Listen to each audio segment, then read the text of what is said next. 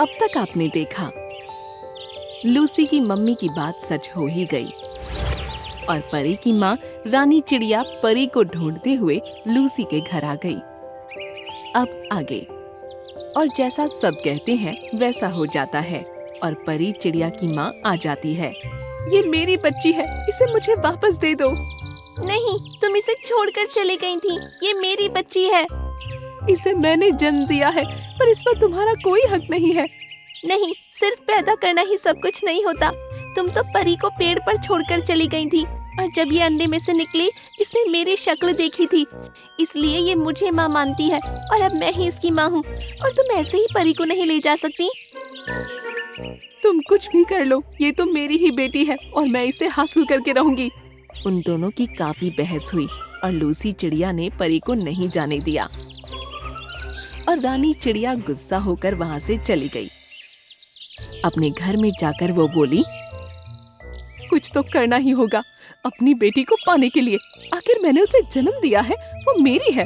कल मैं चिड़ियों की सभा में ये बात करूंगी कि उस पर किसका हक है। रानी चिड़िया एक सभा बुलाती है और सारा मुद्दा राजा तोते के सामने रख देती है।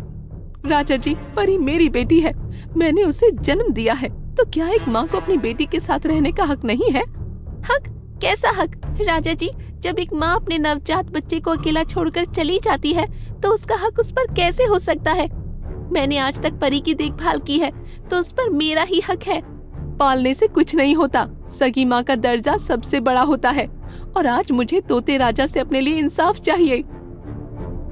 मैंने दोनों पक्षों को अच्छे से सुना, जिसके बाद मैंने फैसला किया है कि कुछ दिनों के लिए रानी चिड़िया को अपनी बेटी को साथ रखने का अधिकार जरूर मिलना चाहिए।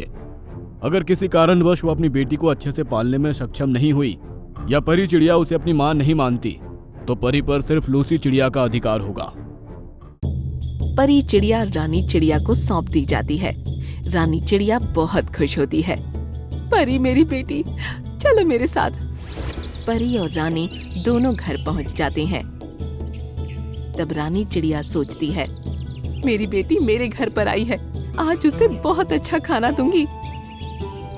रानी चिड़िया खाना तैयार करके परी को आवाज देती है, परी बेटा देखो, आज मैंने तुम्हारे लिए कितना स्वादिष्ट खाना लाई हूँ, तुम खुश हो जाओगी इसे खाकर।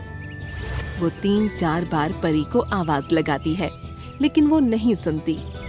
तो रानी उसे पूरे घर में देखने लगती है, पर परी उसे घर के बाहर एक डाल पर बैठे रोती हुई दिखाई देती है।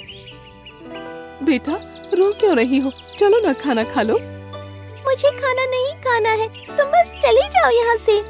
चुप करके खाना खा लो। खाना नहीं खाना मुझे, रानी परी को मारते हुए कहती है। देखती हूँ कब तक नहीं खाएगी। और खाना उसके सामने रखकर चली जाती है। परी फिर अपने मन में सोचती है, ये मेरी माँ नहीं हो सकती। कोई माँ अपने बच्चे को नहीं मारती। मुझे मेरी माँ के पास जाना है। रानी चिड़िया भी घर जाकर सोचती है, मुझे परी के साथ ऐसा नहीं करना चाहिए था। वैसे भी मैंने उसकी खुशियाँ छीन ली हैं। मैं सच में बुरी माँ हूँ, लेकिन मैं क्या करूँ, मुझसे भी तो उसके बिना नहीं रहा जाता। रानी फिर से परी को जाकर देखती है। परी की आंखों से आंसू रुक ही नहीं रहे थे, वो रोए ही जा रही थी। परी चलो तुमको एक ऐसी जगह ले चलूं जहाँ जाकर तुम बहुत खुश रहोगी, आओ मेरे साथ। रानी परी उसे दूसरी माँ के घर ले आती है। परी अपनी माँ को देखकर खुश हो जाती है और रोते रोते लिपट जाती है। उनका प्यार देख रानी की आंखों में भी आंसू आ जाते हैं। माँ, तुम सिर्फ मेरी माँ हो और इस औरत को मैं नहीं जानती। अगर जन्म देकर कोई छोड़ दे तो हम उसे माँ बाप कैसे कह सकते हैं? मगर जो पालता है सबसे बड़ा हकदार तो वही होता है। लूसी और परी की इतनी ममता देख रानी को भी रोना आ गया और उसे अपनी गलती का एहसास हुआ। मुझे माफ कर दो, सॉरी, मैं तुम्हारी एक अच्छी माँ नहीं बन पाई।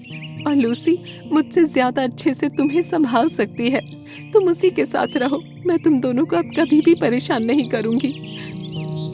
बल्कि अगर कोई तुम्हें परेशान करने की कोशिश करेगा, मैं उसको सबक सिखा दूंगी।